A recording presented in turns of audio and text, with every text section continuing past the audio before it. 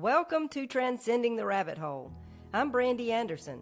I'm a spiritual director and Jungian coach on an ever-winding contemplative path of becoming. I'm the author of Through the Veil, A Glimpse into the Afterlife, and co-host of Spectral Symposium podcast. I'm joined today by my very good friends and co-hosts, Annalise and Parker Bess. Annalise is a singer, songwriter, sound healer, and spiritual influencer dedicated to raising human consciousness as she shares her awakening journey on TikTok. Parker is a true knowledge seeker and truth bringer in the realm of esoteric wisdom. Parker has a solid understanding of metaphysical concepts with expertise in the shadowy corridors of secret societies, occult knowledge, and ancient aliens and ufology. We invite you to pry open your third eye and journey with us through the cosmic rabbit hole as we alchemize esoteric insights in a quest for ultimate truth. Falling down the rabbit hole again.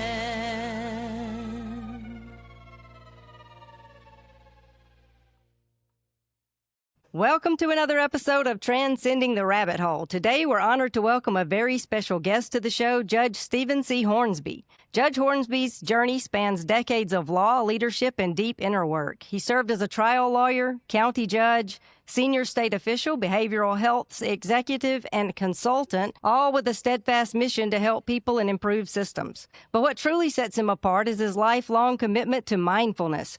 Today, through his coaching practice, Your Conscious Life, Judge Hornsby brings this unique blend of legal wisdom, mindfulness, and coaching together to help people live more intentionally and experience wholeness. Judge Hornsby, welcome, and thank you for joining us. It's a privilege to transcend this rabbit hole with you. Well, thanks, Brandy. I appreciate the opportunity to be here, and Annalise. So good to be with y'all. So good to have you. An honor. Yeah, absolutely. We're so excited to have you here.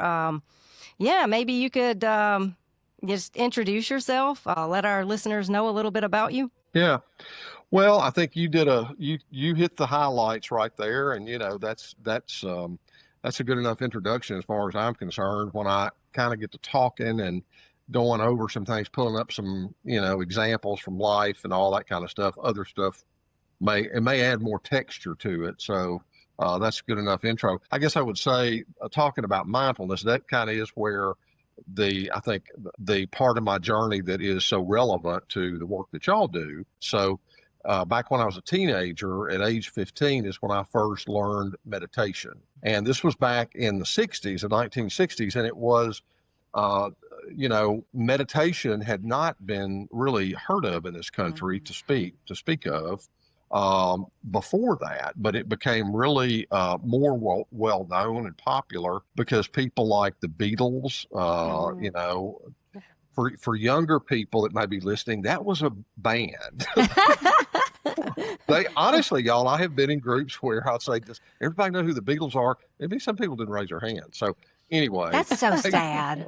If you don't know who the Beatles are, stop listening right now. That's right. If you were generation before, it was Elvis, and then came the Beatles, about 10 years later. And but they had started meditating. They'd gone to India and met with the Maharishi, and they'd started meditation practice. And that really had opened up a lot of people's awareness to doing it. And so I had been interested in it, had some curiosity about it. And then my mother went through a spiritual awakening. She was in her 40s at that point in her life. And so we took some meditation classes together, went through a specific course called the Silva Method. And that's where I got introduced to it, and a lot of really wonderful, amazing people. There was another kind of misconception is that, the people that were attracted to it were mainly the hippie movement back in those days, or people that kind of were like, maybe in alternative lifestyles and tuning in, dropping out, all that sort of thing. And I can tell you that there were people like that, but there was also a whole lot of very successful mainstream Americans that began to experiment with it and have an introduction to what was going on with meditation. Yeah. And so now I've always had an interest in things of like what y'all talk about, different experiences, paranormal, unexplained things. We could say writ large from, the writings of the mystics that goes back, for millennia, The great mystery. What is the great mystery? Things that we can't always explain, but things have happened that maybe have a certain synchronicity to them or have meaning in our life, or things that are clearly obvious to many people, like people who get healed and, all those kind of things like that. Brandy, the things I've heard you talk about and your experiences you've had in your life with people that have crossed over and have, already gone and having communication.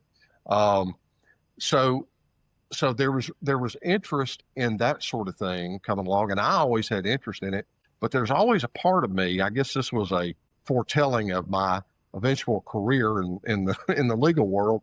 I was always looking for proof.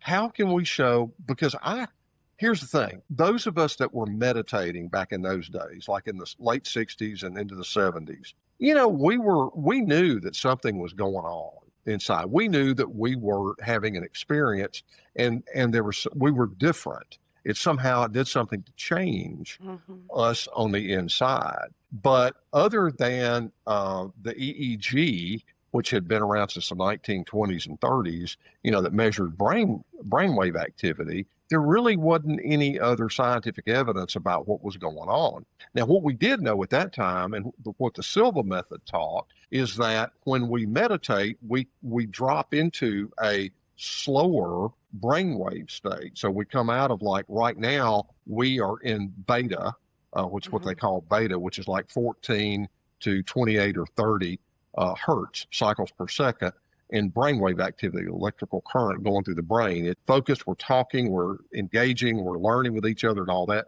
That's beta.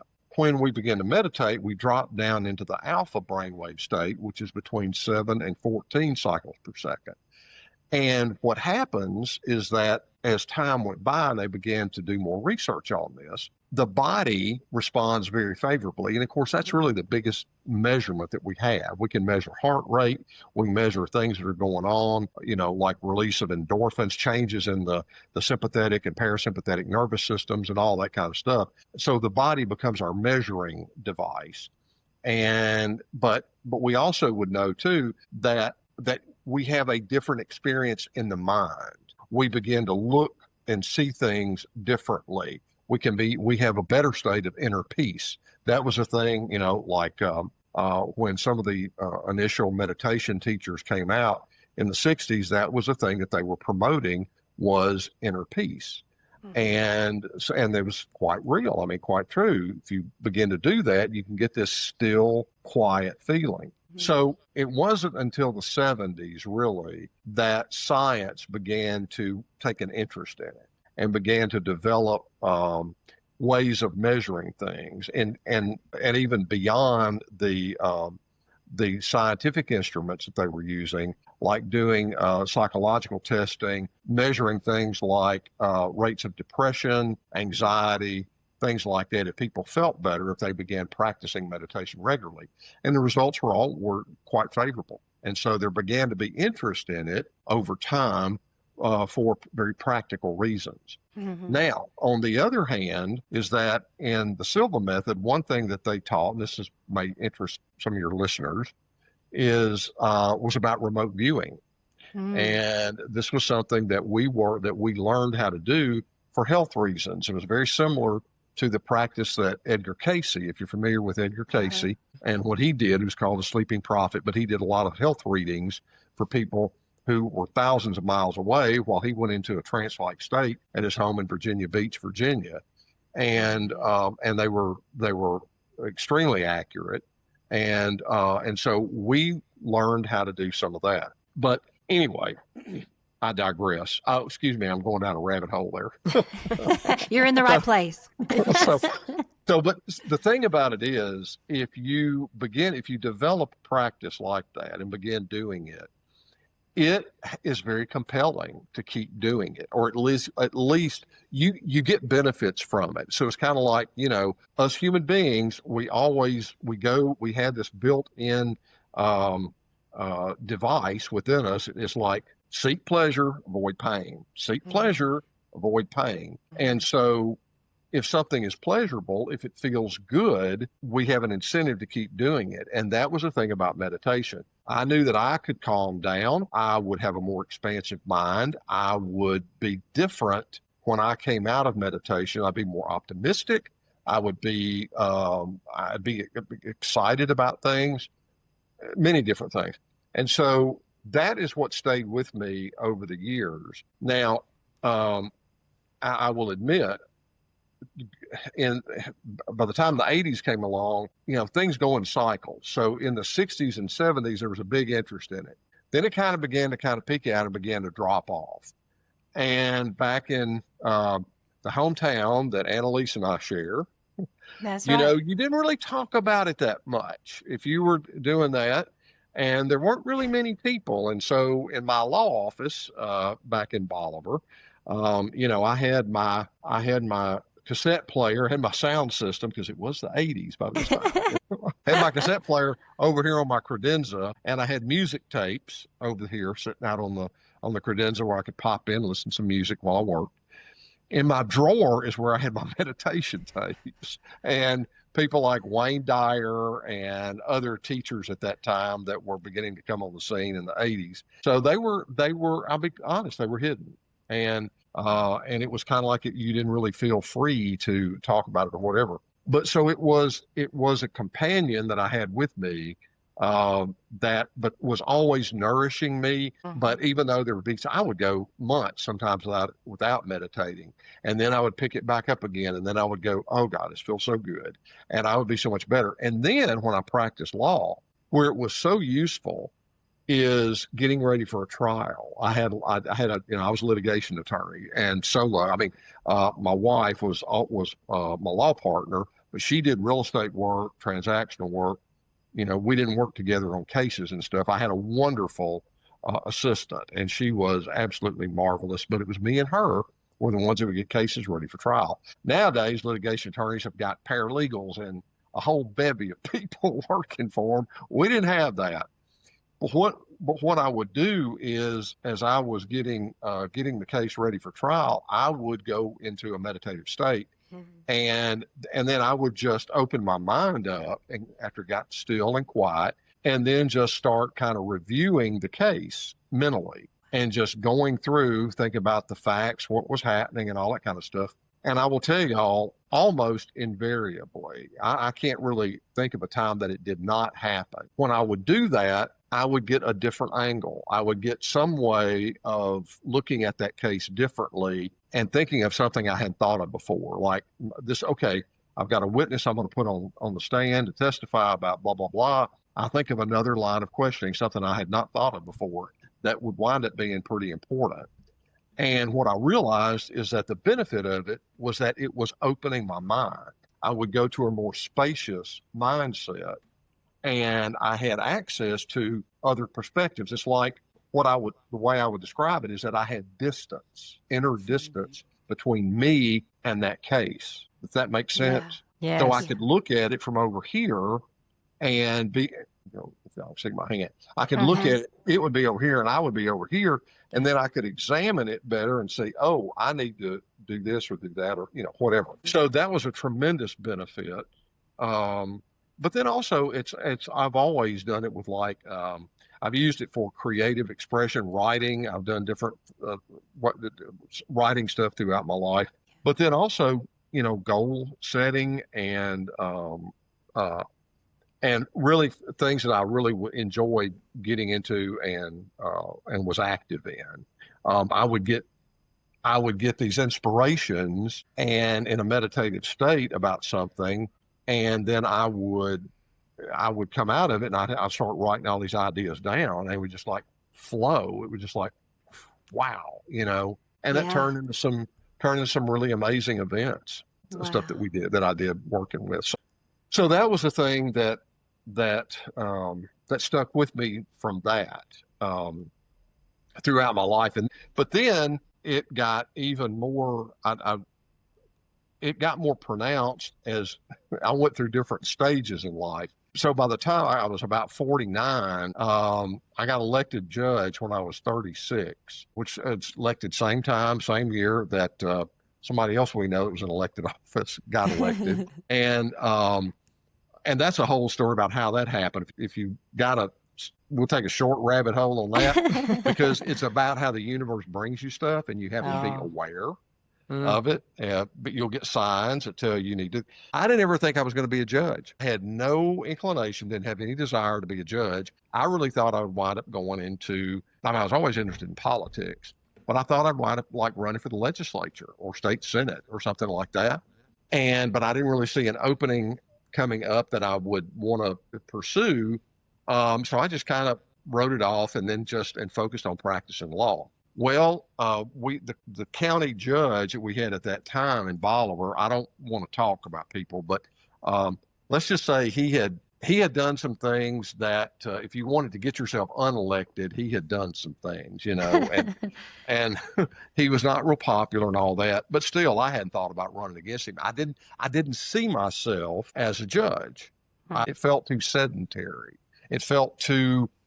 It didn't feel active enough because I was in my early mid 30s, full of vim and vigor and all that kind of stuff, and it just felt like that's what you do when you get older, So I wasn't really interested in it. But over the course of about 5 or 6 weeks, 3 different influential people in Hardeman County came to me at different times, one-on-one, and they hadn't been talking to each other because I asked them later on. They hadn't planned anything. They just came to me and said, have you ever thought about running for judge? And the first one said that. I said, well, I don't thank you. I appreciate it. You're very kind, but I don't really see myself as a judge. I appreciate that. And the second one, about 2 weeks later, the second one after a Rotary Club meeting that I was at, we were Rotary, and he was a prominent banker in the community. And he said, let me ask you something. Have you ever thought about running for judge? I said, well, why do you say that? And so we had a conversation about that. And a few weeks after that, another person, an elected official, county official, said, we got to keep this conversation between you and me, but why don't you run for judge? And by that time I said, there was a thing my mother had taught me. My mother had gone through a spiritual awakening. I may have mentioned that, I don't know if I did or not, but she was a very wise woman. And she had always told me, pay attention to signs, pay attention. And that's the universe giving you information or telling you to pay attention. So I was kind of like, okay. I think there's something to it. But what that did was too, that shifted my way of thinking. And this is relevant again, talking like what I do now with helping people and the people that y'all that are probably tuning in and listening to this, is that we tend to think that our life is set going down this one particular road. And that is oftentimes our conscious mind doing that, which is oftentimes the way that we're living from our conditioned self. What other people have said we ought to be doing, what society thinks we ought to be doing, what family thinks we ought to be doing, school, job, all that kind of stuff, you name it. And we think, okay, this is the path I'm going to take. And it's not really our authentic path. It's not the original path or I should say the path that is original to us, but we don't know that yet. And a lot of the people that I coach, particularly people in midlife, like late 30s, early 40s, along in there, this is when a lot of those things happen.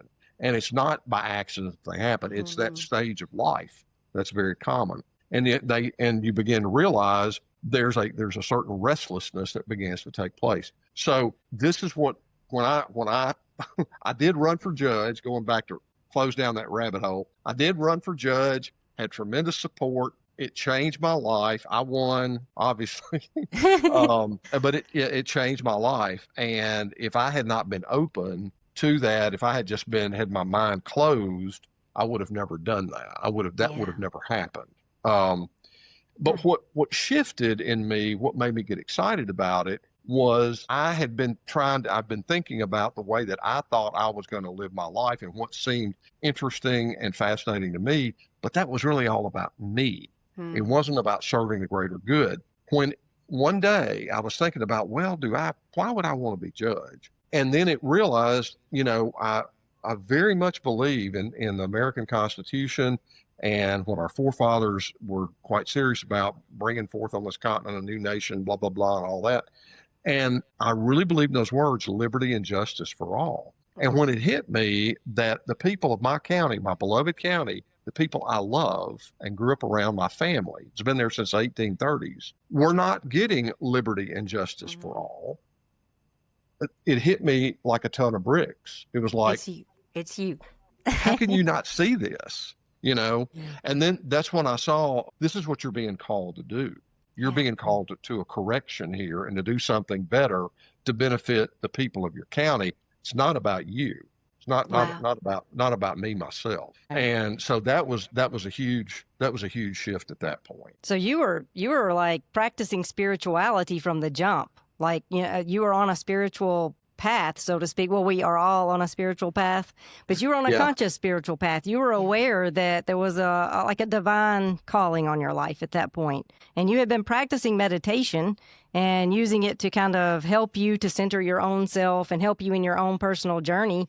I mean, I guess, how did you make that turn? What brought you toward coaching and personal development more after such a diverse public service trajectory? I mean, you said, you had the meditation tapes in the desk drawer or whatever, like you didn't, that wasn't a public persona. You didn't put that out for the world to see. It was kind of something you were using privately to help you navigate, all of your life. When did it kind of shift into something more, the meditation aspect, the more spiritual aspect? When did that kind of shift into a more public view? That's a great question, Brandy. And what I would say is that it was an evolution over time. It's kind of like one thing led to another. By the time that I was 49 and I was having that divine restlessness, what I've called divine restlessness, there was something in me telling me that I wanted to do something more. Even though I loved my job as a judge and all that, I felt like there was a bigger calling, and it was hard to describe. I couldn't, but I knew something happened. Anyway, it all worked out. Another of those divine signs when Phil Bredesen was running for governor, and I got to know him, and he invited me to join his administration, and that's how I wound up going to Nashville. So I don't know if y'all are familiar with the work of Joseph Campbell and the hero's journey. So that I didn't know about that then. It wasn't until like about 15 years ago that I really learned about all that. And then when I did, it's kind of like my jaw hit the floor because I saw that's exactly what had been going on in my life. I didn't know it, but I was following an inner calling for greater expression of the spirit, but I kept doing it in different ways. I've always had a bent toward leadership. I'm an extrovert. I don't have any trouble talking with people and all that sort of thing. And I had begun to learn that it is about service. You get beyond the idea of ego identification, and it's about serving the greater good. But I still wasn't sure how all that was going to play out. Well, when I wound up coming to Nashville in 2003, I had resigned a perfectly good judgeship. Some of my judge friends told me I was expletive crazy. I'd lost my blankety blank mind to do that. But I also knew there was part of me that knew that I had to grow. There was part of me that knew that I had to grow bigger than the box I had myself in. I had a great comfort zone. I mean, judge is a good job. Yeah. And in Bolivar, I had a wide circle of friends. I had a sailboat at Pickwick Lake. And, my wife and I were in we had a wine club with friends, and we drank wine. We went out to Napa, and, it was great. We had a good time. But there was still part of me that was dissatisfied. Well, I won't say dissatisfied, restless. Yeah. That's what I always say, divine restless. Well, so what happened was that the challenges that I encountered at DCS were the biggest challenges of my professional life. And I realized that in order for me to meet those challenges, I had to become something different. Wow. I couldn't be the same old and do what I felt like I was being called to do. I had to change. Yeah. And so I went through some changes. That's when I quit drinking. I really got into a very dedicated spiritual practice. I got back into meditating regularly, getting up at 4:00 in the morning and meditating for an hour and a half every morning. Wow. Then doing reading, and then doing journaling and reflecting and writing. I did that for about 3 years, and it was a very transformative time. And there's a fellow right there. You see the picture of the white guy in a suit right there? That's Larry Wynn. rest in peace. He became my coach. He was a former Unity minister who was working with the Unity church hierarchy, and he was doing development for churches and spiritual practice and things like that. And he had just gotten a coaching certificate and just started coaching people. And so I was his first client, and he was here in Nashville for a while. So for 2.5 years, Larry Wynn was my professional coach. And it's to this day, it's by far, it's the best money I ever spent on myself, without a doubt. And I said, whenever I got to the point of not working in organizations anymore, I don't use the word retire. I'm not ever going to retire. Not ever going to do that. That I wanted, coaching would be part of what I do, coaching and consulting and doing teaching and training and that kind of thing. But I knew coaching wanted to be part of it. So then when I worked in organization after state government, then I worked in some other organizations. And then when circumstances again presented themselves to me, it was time to go to work for myself. I decided through working in other people's world and following their ideas of what they wanted to do. I wanted to do my own. Yeah. Then that's when in 2017, I went to coaching school and did that and developed Your Conscious Life. And that was a whole thing. The coaching school I went to, I didn't know it, but they didn't advertise it. They never said it, but it had a very strong spiritual background, deep, mystical spiritual background. And so our teacher was leading us in a guided visualization, and it said, begin seeing yourself as a coach, and what is your practice, and what will you see yourself doing? And I, all of a sudden, out of nowhere, Your Conscious Life just bam, popped into it. And so what it is, Your Conscious Life refers to how do we live more consciously? How do we live? How do we experience life? One thing that we don't really give ourselves a chance to think about much is, when we think about where do we experience life, if I ask you the question, where do you experience life? What would you say? My consciousness, but where is that? I don't know. That's it. That's right. That's the answer. Yeah. Most people are kind of dumbfounded, because we tend to think of things outside of ourselves. We think, well, I experience life when I'm with my family, or when I'm at work, or when I'm really in flow with something and really enjoying creativity, blah, blah, blah. Rather than this field of awareness is what we are, and that's really who we are. Yes. This outer persona is this, it's like this puppet basically that we work with and we present to the world. It's the body and it's the persona and it's our likes and our dislikes and all that kind of thing. But what we really are in back of all that is, and it's gone by many names throughout, pick a religion and they got a different name for it, That's spirit, blah, blah, blah, whatever whatever. Mm-hmm. But what it is it is the field of awareness, and we are the observer. We can be a point in that awareness and we can observe what's going on. I just love this.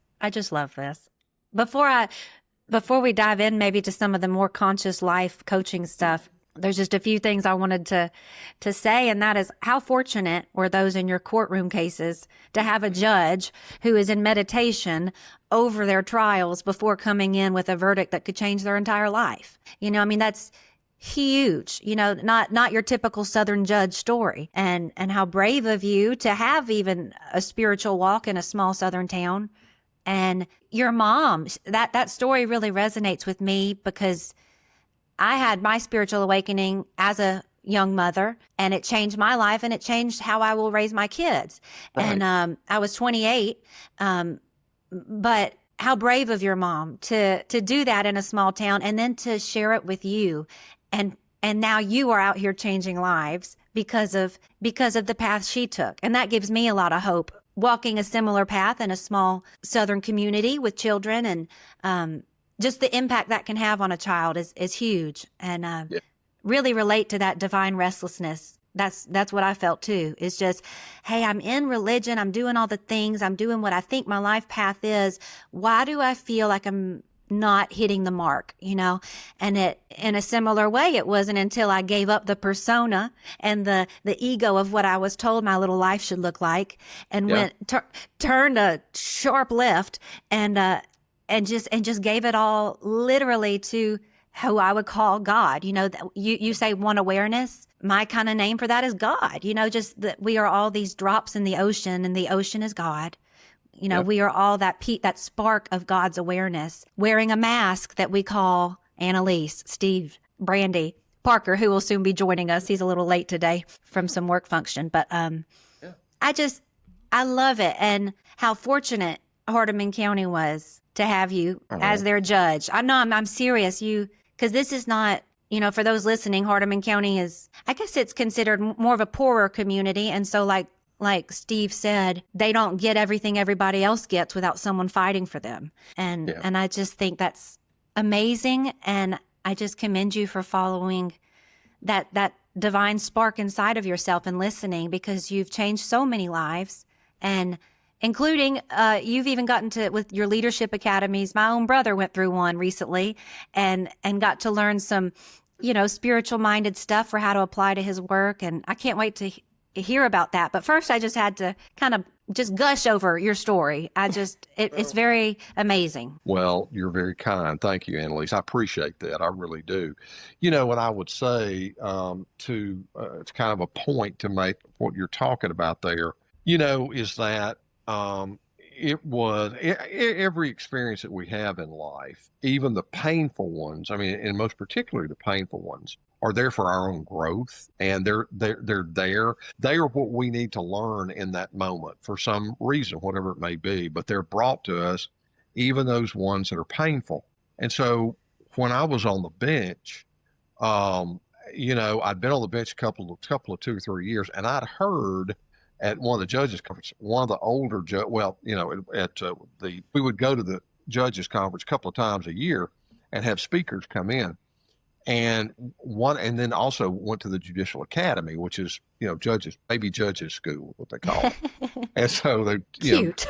And one of the older experienced judges said, don't make the mistake of thinking that you know everything. And he said, we see so many judges that come in within the first couple of years and think that they know everything and begin making mistakes. And they don't, because you're insulated. Not many people tell a judge you're wrong.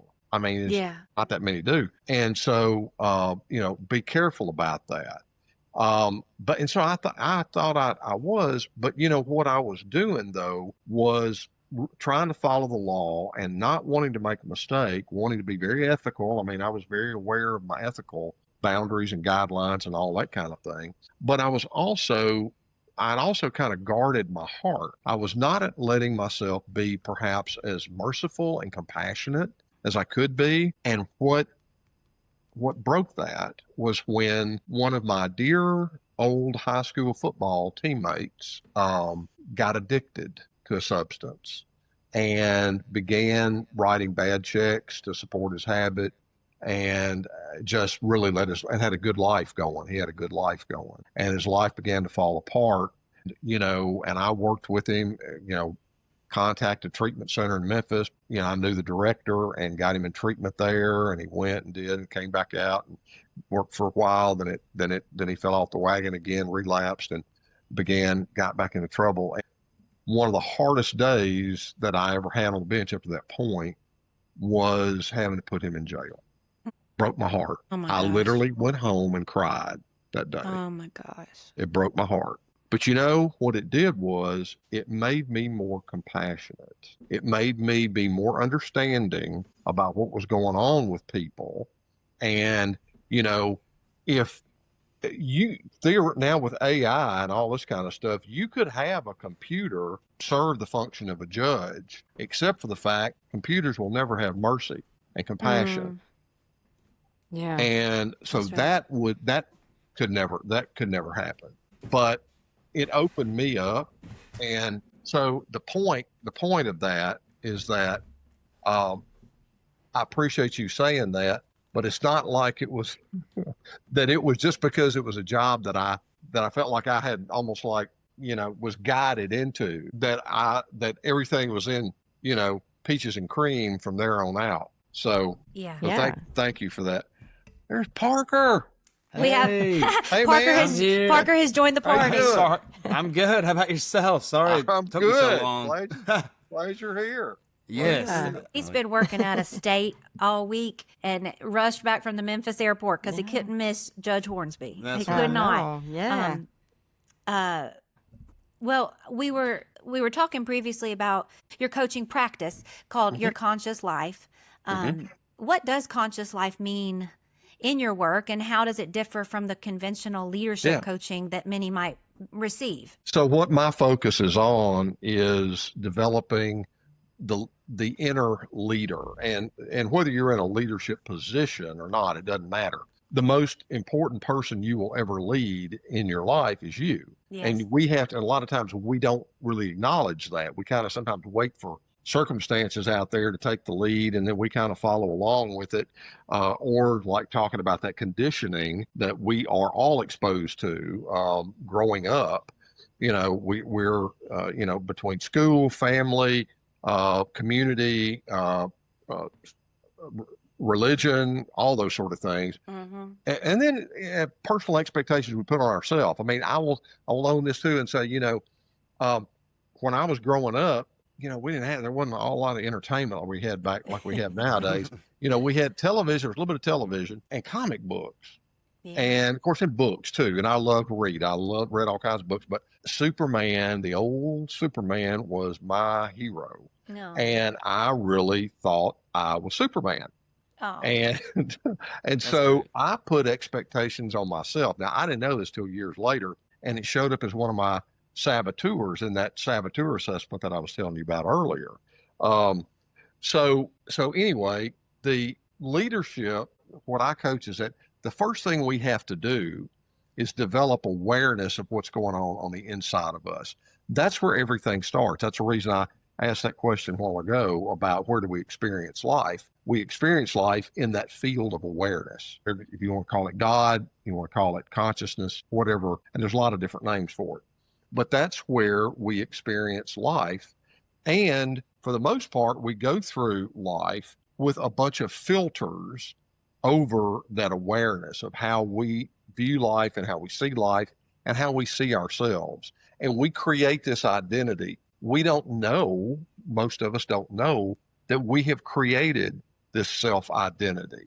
But we have taken on, we've adopted those expectations from parents and everybody else, the whole society, all that. We've taken those on, and then we develop this, very elaborate set of likes and dislikes and opinions and belief systems. And then we come to this point of saying, that's who I am. That's my identity. Yeah. Or maybe it's, foods that we like or foods that we don't like. Or maybe it's, if you're a drinker, it's like you're a beer drinker, or you're a whiskey drinker, or you're a wine drinker, or or you're a foodie, and you're an expert in Asian food or Italian food, or Republican or Democrat or Republican. Christian or Buddhist or whatever. We're consumed with politics right now, and that's our identity. Well, I hate to bust people's bubble, but no, that's not really who we are.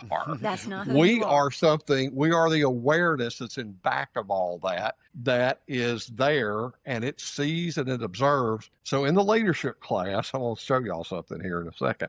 In the leadership class, I use this as a way to illustrate a very important tool, a technique that we all have and we can all develop it, and that is the observer technique. This has been done throughout for ages, as long as people have been sitting quietly and reflecting. And it is learning to identify with that state of awareness and see it as the observer, seeing everything else that goes on, everything in the outside world, all of the, body sensations, whatever else is happening, the stuff on the wall, whatever. And also the stuff that's going on the inside, our thoughts, those thoughts that keep popping up. Emotions that keep coming up. Where do they come from? What's that's all about? All those kind of things, but learning how to be this little thing right here, the observer. Can you describe that for those who are not looking? So it's a little set. Yeah, it's like a little finger puppet. It's a finger puppet that's got a little set of eyeballs on it that are looking out. And I got these because when I would be talking about the observer, I would kind of like hold my hand back up above my head, because that field of awareness that we're part of is kind of like, we kind of think it's like in back of everything. So, but it's what's like looking out. So it's what sees everything. And once we begin to learn to identify with that observer and see non-judgmentally, and also seeing it, seeing things without analyzing it, like having those are two common functions of the human mind that are great. I mean, it's to be able to, you can actually go from being judgmental to being evaluative, go from where you use discernment instead of judgment.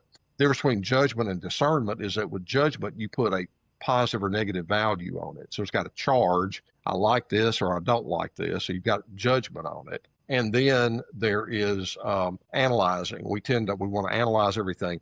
If you just looking at the leaves on this ginkgo tree right outside my window right here, I can look at it and say, oh, where do those veins do? I see those veins in that leaf. Where are they going? What do they do? That's a common thing that we do instead of just looking at it and beholding it as the observer without analyzing. Absolutely. So what you learn to do is that the more you practice that, it's not hard to do. Everybody can develop it. It's not, it's natural. It is a natural trait that we all have. Once you begin to do it, you can practice it anywhere, anytime, anything. And you learn that you don't become as excitable. You don't get as attached to those thoughts and those emotions that come up. And like, say if you're, we're in one of those lovely family situations, and there's words being said by someone, whatever, maybe that is been known to, jerk our chain or whatever. And if you get to where you can practice being non-judgmental and non-attached, non-attached is the other part of it, then you get to where you realize that's their opinion, that's their point of view. I don't have to buy into it. It doesn't have to threaten me. They're saying that. In fact, me not accepting what they're saying or that may threaten them, but that's their problem.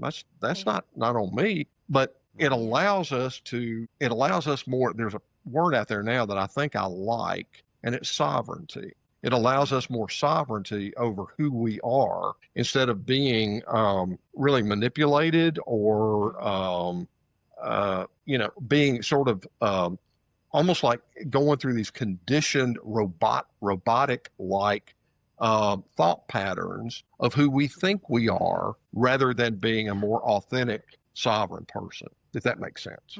Absolutely, because we are conditioned in so many ways, and that really is what karma is, right? It's the compulsions, and we're constantly triggered. Everything is a projection, and until you become aware of that, you're just living your life out of that conditioning. You're not really making choices. And so, what I hear you saying is you're helping people become aware of that conditioning below the surface, put space between themselves and that ego container. That's it. Yeah, and so that they're able to make a choice and become sovereign in their lives. And that is so important for so many people. And the fact that you're helping people in these leadership roles, I think that's huge, because so many people are doing this in the spiritual communities, or trying to do this. I mean, we're all a work in progress, of course. But in these leadership, like, you help a lot of people in leadership roles, and they're not necessarily on a conscious spiritual journey so much as they just want to be better leaders. They just want some peace in their life. And so the fact that you're offering this to people like that is really integrating it into the mainstream thought. So I love how you're doing that. But when you first began talking, you were talking about a saboteur model. And you didn't mention that during the recording, but prior to, we hit on that a little bit. And I would love it if you would talk about that a little bit, because I think that would be so helpful. Yeah. Yeah. So like, in my coaching practice, as well as like in the Leadership Institute that we've talked about earlier, referencing too, we use several assessments. But one of them that is so impactful for people is the saboteur assessment, and it's a free assessment. If you Google saboteur assessment, it'll take you to a website called positiveintelligence.com. And I want to get a plug in for them. I went through their coaching program to learn how to, when it first came out and what they were doing with it. They put together a team of researchers, and they essentially what they've done is they've taken the human psyche, our persona, the ego, and which is the fear-based thought system. So it's the part of our mind that is protective. These are the thing to understand too is that these are protective devices. There's no need to be frightened by them or feel like we have to do battle with them. That's been popularized in the past, and that's not the way to handle it. These are parts of ourself, and they're actually activated to protect us. But most of them developed when we were young. Not all of them. Some of them you can develop some in adulthood, but most of them developed when we were young. But it's things like the master saboteur is the I don't like the word they chose for it, and you'll understand why, because they call it the judge. But it's the inner critic, and once you become aware of it, you can hear there's like that inner voice back there all the time. It can be, and so the guy that did this, I really want to give a plug to him. Shirzad Chamine is the guy that did it. He was a very successful business person out in Silicon Valley. And he grew up in a very emotionally abusive household in the Middle East. And his father was very harsh. And so he carried this saboteur around with him all the time. And so he wanted to figure out, what can I do about this? So he, with his own money, pulled together a team of really solid researchers. And so they came up with a list of 9 different saboteurs other than the inner critic. But it's things like the avoider, avoiding conflict, avoiding possible situations that could, be difficult or icky or whatever. People pleasing, the pleaser, that's another one. Hello. Yeah. I've had to work on that one. Yeah. Instead of calling it perfectionist, they call it the stickler. So, which is like, got to have everything, and it's like everything has to be controller. My number one is the hyperachiever, Superman. That's literally, I thought I had to be Superman, and there's victim, and then there's several more, but, it didn't take about 15 minutes to take it. I recommend everybody take it. And I'm going to be doing a course in it. I'm still getting the websites set up to be able to do it, but I'm going to do a course in that, because one thing is that I get people all the time that have been through the Leadership Academy and other courses I've done, wanting to take a deeper dive into the saboteurs, because I'm going to tell you, once you begin to get some insight into how much they are part of our persona, it's pretty amazing. And the thing about it is that we don't, I don't even want to use the word get rid of them, because that's not really what happens. You dial them down and you get them to a place to where they're much more manageable, and they can even be helpful. But do that so they can kind of go sit in the corner, but where they are not part of so much of our everyday life. And when that happens, so in our mind, what's going on in that field of awareness, within this field of identity that we have created for ourselves, this field of identity, it's like hard drive. It's like space in a hard drive. And that identity, the more things that we stick in there, we are taking up space in that hard drive. So when we're able to turn the light of awareness, conscious awareness, on some of those things that take up space, and anything that creates a feeling of disharmony and dissonance is taking up space, and it's taking up a larger share of space than the things that bring us happiness and joy, I can assure you. So the more that we can shine the light of awareness on them and shrink that space down that they're taking up in the hard drive, the more room we have for joy, quite frankly. On the other side of these fear-based protective devices that we have is freedom, inner freedom. There's spaciousness, and right there with that is joy and love and all those elevated positive emotions that we all want more of. And, I mean, inner freedom, that's all anybody wants. We don't talk about it a lot, but it's kind of agony to be stuck in here sometimes. To be the light of awareness, but I'm trapped in this body, and I'm told how to be and how to act and who I am and da-da-da-da-da-da. It's the opposite of inner freedom. And for me, coming out of my spiritual awakening, at the beginning of it, I guess, I was shook to find out, number one, I'm not even Annalise. That's just who we call me here. I'm the light of consciousness, like we all are. And this is, not only am I not her, but she's in the way of everything. She's the one, she's the saboteur. She's the one who causes all the problems and prevents the light that I am from shining. And it wasn't until that realization that I could make some changes and get out of my own way and quit caring what people think and quit people pleasing and just live from that place of love and freedom. And I want to just highlight what you said, that you are the awareness, you are the observer. That's the most important thing I think someone can hear, is that you're not Bob, Joe, Sally. Yeah. That's not you. That's what we call you. You are the light that all is. There's only one awareness, one consciousness. Some call it God, spirit, like you said, but that's who you are. So get out of the way so that force can work like it has worked in your life. Steve, not Judge Hornsby. We were talking earlier. I said, I just can't not call you Judge Hornsby, because I've known his name since I was a little girl. And when I told my dad that we were interviewing Judge Hornsby today, he about fell out. I mean, he just couldn't believe it. So it's such a joy to have someone on here who, you're not necessarily the hippy-dippy category of person. You come from that leadership, good standing citizen role that can speak into this and change lives and really make a difference, because people, they care what you have to say, and you're a reputable source. So this is huge that you're out here even talking about this stuff. Yeah, coming from that logical, reasonable standpoint, I think it's compelling, and I really appreciate that myself. And I wanted to add, you mentioned turning the volume down on these parts that are sabotaging, and I guess a metaphor that I've used before is that they're in the driver's seat. They're driving the car, and so what you need to do is put them in the back seat. It's not that they're not in the car anymore. They're still along for the ride, but they're no longer, driving the vehicle. So that's right. Because in some spiritual circles, you hear "kill the ego," and so it's like, oh, I have to get rid of. But like you said, Steve, you can't get rid of these parts. They're part of you. So the point is to integrate them with compassion and kindness, so that they're still they have a seat at the table. They're just not running the show anymore. That's exactly right. You said it, Brandy. The whole key to it is integration. Yeah. Integrate that. And the thing about it is that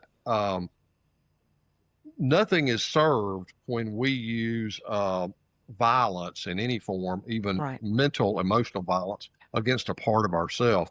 What works is compassion. Yeah. And when we can be compassionate about those parts of ourselves and calm it down and let those parts of ourselves be assured that the adult is in the room and that we can work through this. And you can also thank them, because here's what I've noticed about the saboteurs. Now, Shirzad in his work, I don't know that they didn't really go into this, talking about this side of it that much, but really on the other side, if you think of like the saboteurs as like going back to the 80s, one of those little slider bars for the volume on your cassette player, you had a slider bar. So over here on the far end of it is when the saboteurs really amped up. They've got the volume cranked up on it. But if you tone it down and push that slider bar over to the other side, at the other side of that is usually a valuable quality. So like, let's take people pleaser. So that's people pleaser on the far end of it is where we essentially have surrendered our own sense of self and our identity to our detriment in order to take care of other people, or, do something where we feel like that we are living through them, and we have to have them. I hate to say it, but what you hear at weddings a lot is "you complete me," and that's really codependency. Yeah. And so that's kind of like what that pleaser can get to be. But if you slide that bar down on the other side of it, it's kindness. It's kindness. It's service. It's helpfulness. So you slide it down to that. And so even like with the avoider, what that is all about is really about conflict resolution. The avoider wants to run away from it, but at the other end of it is a desire to like resolve this conflict. What can we do to help work through this? I love that. Yeah, because it brings it into sharper focus, because all of these parts are there for a reason. They developed in us to protect us, to allow us to be able to manage or be safe in the world that we find ourselves in. And you mentioned earlier that most of them are created early in our lives, and that's very true. I think it's from 0 to 7. We're still in that theta brainwave state when we're from 0 to 7. Yeah, and so we're highly impressionable, and so our parents are projecting onto us, and we get all of these complexes, right? All of this conditioning happens in those early formative years, and so we spend our adult lives trying to unravel and undo the damage. I mean, we all have damage done to us, whether intentional or not. But yeah, and I love the way that you articulated it. It makes it very lucid and accessible. That's another thing. Sometimes in spiritual circles, people use certain words that make things seem, I don't know, unobtainable, kind of ethereal even. And so I really love your rational, logical approach and how you present this material. I mean, it's truly accessible to anyone who is open to it. Yeah. Well, thank you. I appreciate that that you emphasizing that, because that is a take. That's something, as I'm working on a book, and that's very much a part of it, is that this part of ourself, who we are, is it's perfectly natural. And we tend to think that these things, this deeper spirituality or mysticism, whatever you think, it's something like we have to go attain it, or that it's something outside of ourselves, or we go through these practices and we get it. Well, yeah, sometimes you have to do practices to get it. But the thing about it is, it's not outside of us. Right. It's not out there anywhere. It's in here. And it's really a matter of removing layers. It's a matter of letting go and allowing ourselves to reconnect with it, rather than it is having to go strive and force and push and do something hard to get something that's outside of us. It's not outside at all. It's already in it. We already have it. We already have it. Yeah. Yes, that's exactly right. And that's what Jesus said. The kingdom of heaven is within. It's within, it's within, it's within. And we just so often forget that, but it is within. Exactly. Elise, thank you so much for bringing that up. I think it's Luke 17:21, the kingdom, I tell you, the kingdom of heaven is within you, because that is exactly right. And so what I would say too, and this is where we get into the quantum. I'm also love me some quantum field and all that kind of stuff, as I know y'all are into it as well. And that is that there is no separation. All of this outer world, the physical body and all that, and it's where we begin to lose people when we start saying this, because, well, yes, we are separate. Look at these bodies. I mean, we're all sitting here, we're talking, you got a body, I got a body, everybody's got a body, there's a wall over there, there's a car out in the driveway and all that. Everything is separate. That's what appears on the surface level of the physical material universe. At the lower level of it, from whence everything came, as Albert Einstein said, and which recent discoveries, last week they made matter out of light, E = mc squared, and it's once again been proven. But at that level, at the level of the quantum field, everything is connected. There is no separation. There is, everything is one. Everything is completely whole. And so you have things that happen that are non-local. There's all of the entanglement that occurs between particles. Yeah. And to me, that's just evidence that what was written in Hindu scripture thousands of years ago, and was actually in oral tradition before it was ever even written down, is that this world, it's called Maya, is an illusion. Even though this physical world, it looks and it feels awfully real and all that kind of stuff, it really is an illusion. And when you think about it, if you think about our traditional religious beliefs about that there is some kind of life after death, whatever that may look like, we can go debate the fine points later on or whatever, but whatever that may look like, what we're saying when we're saying that is an implicit acknowledgement that there is something else other than the physical existence. And so it's not like that just happens when the physical body dies. It's here now. It's in this physical body now. Yeah, 100%. Right? Yeah. the world is illusion. You know, you hear that in spiritual circles. And like you were saying, this world that we're in is relatively real. I mean, you know, if I knock on this desk, it's here, you know. Yep. And so people hear, you know, the world is illusion, and they think, that's nonsense because, you know, I'm very much here. It's very much, you know, real and tangible. And so I think it's important, an important distinction to make, that to say that the world is illusion doesn't mean that it's not real. It means that we don't see it as it truly is. And it's Bernardo Kastrup who talks about, he uses the metaphor of being in an airplane, and you're looking at the instrument panel, and you're not looking out the window at the sky. The sky is out there, but you're not looking at it. So the sky is real, the sky is there, but you're seeing it through the instrument panels. You're reading gauges that are kind of gauging the sky. And so it's like, it's like we're in this plane and we're looking at the instrument panel, and we're gauging it, but we're not seeing it as it is, because if we saw it as it truly was, it would be what? Light, pure light.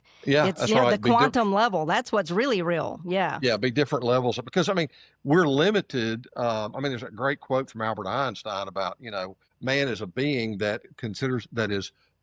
believes himself to be separated from a whole, but he's actually part of a whole. And I mean, when you think about the fact that our eyes only see a very small portion of the entire light spectrum, there's stuff out there that we don't see. Yeah, if we looked at, we could actually see with other instruments, you would see. I mean, like when you look at through, you know, you can see like what an infrared camera sees. You know, you can see in the dark, you can see heat being emitted. Well, our human eyes can't see that. So we're limited to try to like tie into what you were saying about the illusion, is that we're seeing it as through a limited set of instruments. That's right. And and I love you know, you were talking about we're fractals of the whole, basically. And so that's the whole world is holographic. And if you think about how holograms work, every part contains the whole. That's right. And so, and I think that's just a beautiful analogy. And I was just reading the Sophia of Jesus Christ in the Gnostic Gospels. And it's the same thing. It's that God created not by, you know, his act of creation wasn't a separation. It was a mirroring of light. And, you know, it's a holographic effect. Love that. Yeah, where every particle contains the whole, or every, you know, we're just fractals of God, as Parker likes to say, which I love that, you know. So, yeah, I think that's beautiful. Yeah, I love that. I like how Alan Watts describes that same concept. He's got this children's book about the fish who found the ocean, or the fish who found the sea. And I was listening to a talk where that book was inspired from, this talk, and he said, essentially, you know, we're like waves in the ocean, all out here trying our hardest to be the best wave, the biggest wave, the most impressive wave. If we could just be a wave, the best wave, you know, we'd have it. We'd be satisfied, not realizing the whole time we don't have to try to be a wave. We already are, but more than that, we're the ocean. We're the whole ocean. And Steve, I just think it's so amazing and wonderful how in your work you are helping remind people that they are the ocean. They're not the wave. They're not the separate, scared identity that we're taught that we are. Yeah, I love that. I think it was Carl Jung that said the privilege of a lifetime is to become who we truly are. That's exactly right. Yeah, and you're helping people to do that. And so, yeah, what you're doing is really changing a lot of lives. And yeah, it just it's really cool to see someone, you know, coming from the background that you're coming from, doing the work that you're doing. The ripple effect will go out and make a tremendous impact in the world for sure. Well, thank you. Gosh, I appreciate that. I'm very honored, y'all to say that. That is the thing that, you know, what happens too. I will say this, there's some benefits about aging. And the thing is, like, it's when you age, you get to the point of like, well, what am I ever, it's something I've been thinking about and saying to myself and talking in the shower or in the car for years. So you get to the point of like, okay, it's time for me to say it. Yeah. And not really care. I don't care what other people think. The way I look at it is, if they don't get it, if they have their own judgments about it, then they're not ready to hear it. Yeah. And that's fine. That's where they are in their journey, and it doesn't offend me. It doesn't affect me or whatever. But I'm gonna try to use, you know, what I've learned on my journey to help other people along. And that really is what I do with coaching. Is the words that came to me when I was in coaching school, and I told you about Peter led us on this visualization about who we were, and I got the words "your conscious life" for the name of my practice. But it was also like he said, pick out a name, let a name come to you. It was Wisdom Guide. It's not like that I'm some elevated guru. I am not. I still got plenty of feet of clay. I can assure you that. But maybe I'm a few steps down the path, and I can help people figure out which way, where they are in their journey right now, help them find their path, because we are all making our own path. If you're following somebody else's path, it's not your own. You have to find your own path. That's the whole thing of the hero's journey from Joe Campbell. I absolutely love it. You have to find your own. Yeah. Yeah. And that takes courage. Yeah. Yeah. One person was really exasperated, and at almost, at a real transition point in their life. And they were just about ready to give up career wise and other things too. And they said, I just want somebody to tell me what to do. I'm tired of trying to figure it all out. I just want somebody to tell me what to do. Well, okay. Just let go of that. If that's where you are, accept the fact that nobody is going to tell you what to do. And if they do, you will never be happy. You won't find true happiness until you learn how to follow your own voice. Yeah. Yeah. So, Steve, I have a question. You served institutions for decades. What's your vision for the future of leadership, like law or social wellness, if more people embrace conscious living?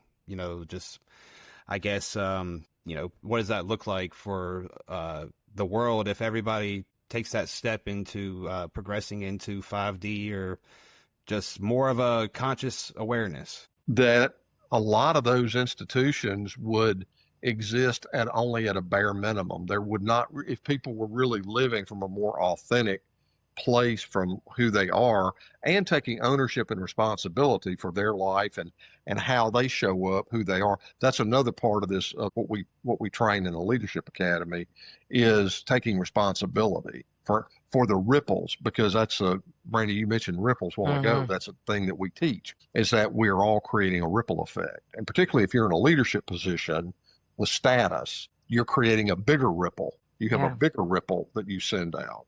And so, but if there were to be a global transformation, and there were a great number of people that all of a sudden ascended to a greater level of conscious awareness, the need for a lot of these institutions would fade away. There would not be a tremendous need for them. And that's what I think what it comes down to is that what they're afraid of is that there's not enough people that will understand and be at that level, and that there will be people out there wanting to take advantage of people and abuse things, and they're still violent and all that, and that you got to have rules and things like that in place to prevent people from being hurt. Yeah. So there's still some of that. But to answer your question, I mean, that's where the utopian thinkers have been at for a long, long time, is that you get to this place where everybody, there really is more of a self-help type of approach, is that you take care of your neighbors. You do what needs to be done, and people, it's the active practice of love. Yeah. I mean, that's just, there's a very good reason that Jesus's ministry was focused on love. Two things: love God with all your heart, mind, and soul. And where are all those things? They're inside of us, they're not out there. God isn't out there.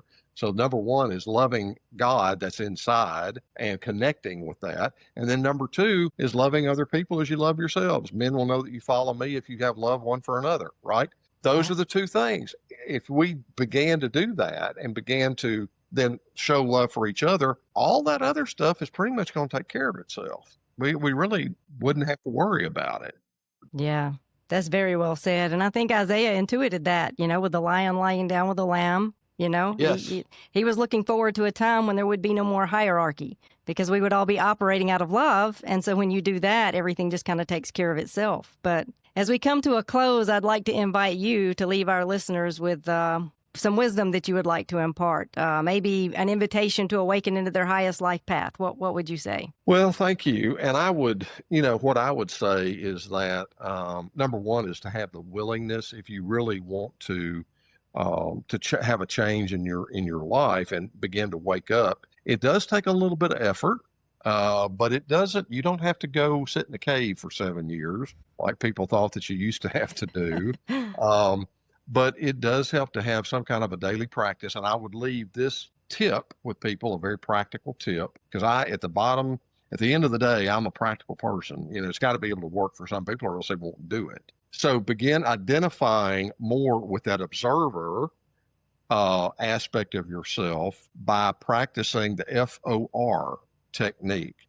And that stands for focus, observe, and return. So sitting quietly, sitting still, focusing on your breath, just the breathing in and out, and noticing, observing when your mind is wandered, because that's what the mind does. I don't care how many years you've meditated, it will still wander. Even the Dalai Lama admits to that. That will still do that. And then return it to your focal point. If your focal point is your breath, then return it. So it's focus, have a focal point, could be a mantra, can be your breath, can be, I use a countdown method that I learned in Silva. So I may have the number 1 as my focal point and just focusing on it, but focusing on having a focal point, then observing when your mind is wandered, and then returning your mind back to the focal point, non-judgmentally, not beating yourself up, not saying, I wish I wouldn't do that. Why do I keep doing that? Dang it. No, none of that. Just observe it peacefully, non-judgmentally, and bring it back to that. Bring it back to the focus point. What you're doing when you're doing that is you're building a muscle. And the muscle is that you're training your awareness to come back to and go where you're directing it to go to. Does that make sense? Absolutely. That's powerful. It really is. One simple thing. And if you begin doing that, then the other thing is when you begin to identify as the observer, practice it in the most common everyday places, at the grocery store, standing in line at the checkout counter, standing in line, getting your car tags or your driver's license you got to get nowadays, or whatever it is, whenever, just in odd moments, sitting somewhere, and particularly practice in some space that is usually annoying for you, and see and look and observe, why am I annoyed? Why does this bother me? Why am I now being critical of the clerk that's, working up there and trying to check me out? Or this person that is talking on their cell phone and they're not paying attention and they're loud and obnoxious and whatever, having a fight with their boyfriend or girlfriend. And why? And so practice being the observer with something that annoys you. Because life is the spiritual practice, right? Right. It's like when you're in those moments that you're feeling triggered, that's the perfect opportunity to do the practice. I love it. I love the way that you articulate that. Yeah. Yeah, Steve, it's when I did have that realization of I'm not this ego, that life is happening to. I'm this awareness. It's not until that realization that I could start sitting back in situations and watching them happen and not be threatened by them, not be triggered by them, but just observe them and, isn't that funny? Isn't that pretty ridiculous? Wow.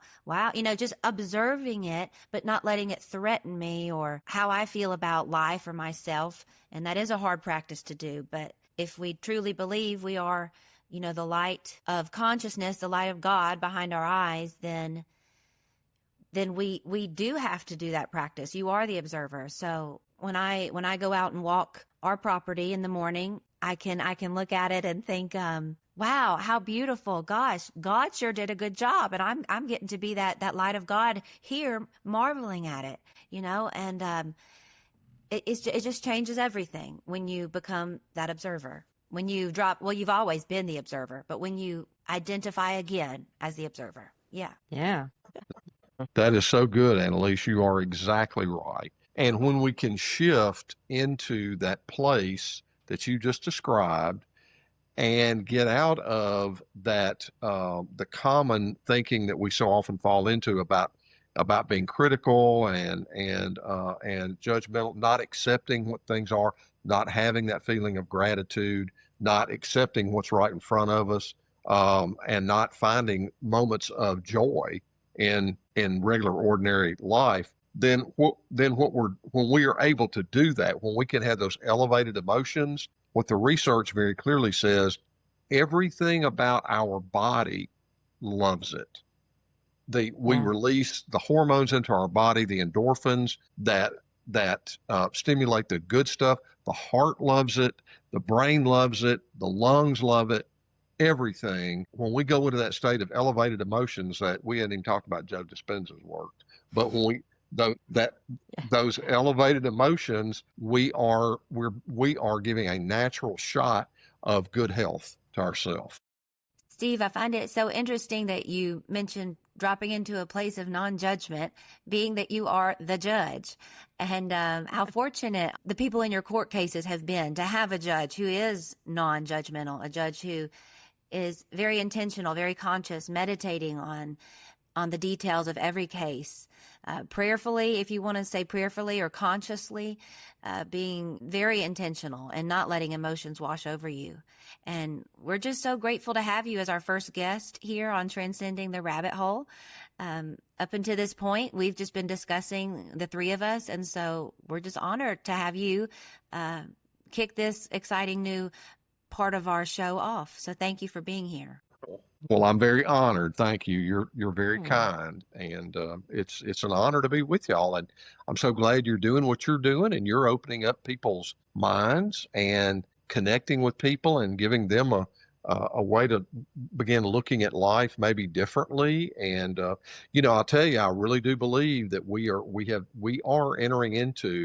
entered into already a time of changes, a time of transformation. And I really believe that rather than the time that we have been so accustomed to, has been so traditional of where we felt like that we had to go someplace else to get the experience of being close to God, the creator, the author of all life. What we're learning now is that now is the time of direct experience of it. It's open to everybody if we're willing to have an open mind and put forth a little effort. Yeah. It's the time of direct experience. Yeah, 100%. Well, thank you, Steve, for imparting your wisdom and sharing your journey with us. It was truly a pleasure to have you with us, and we'll have to do this again if you're open to coming back on here sometime. I'd love to. Yeah, but I'd like to invite you to just tell our listeners where they can find you. Yeah, absolutely. My email address is steve@judgehornsby.com, JUDGEHORNSBY.com. You can go to my website, www, or whatever they do. I think they've abbreviated it now, but it's judgehornsby.com. And so you can go check out there, and I'm in the process of updating it, refreshing it. What I do is more connecting people to their inner self, their inner wisdom. And we all have it. It's all natural, and anybody can do it. Yeah. We'll drop your website and your contact info in the show notes for anybody who wants to reach out. And it's been a pleasure. Thank you so much for being with us. And thank you all for transcending this rabbit hole with us. As always, cosmic blessings and peace.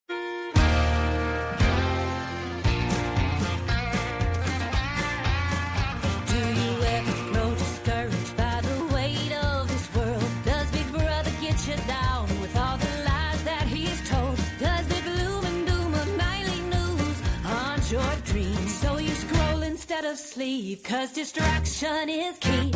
But as long as there is still a sun up in the sky, I can choose to live on the sunny side. It's somewhere between burying my head in the sand and falling down the rabbit hole again.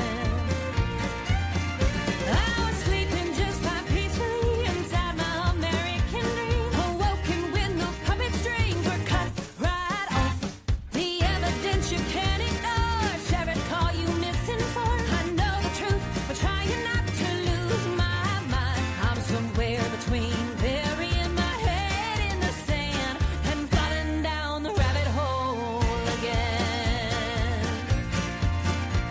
It takes a worried man to sing a worried song, and the state of humankind had me humming alone. Hello, common sense, I'm convinced we've lost our way. To the system, now there's power to reclaim. But as long as there's a heart beating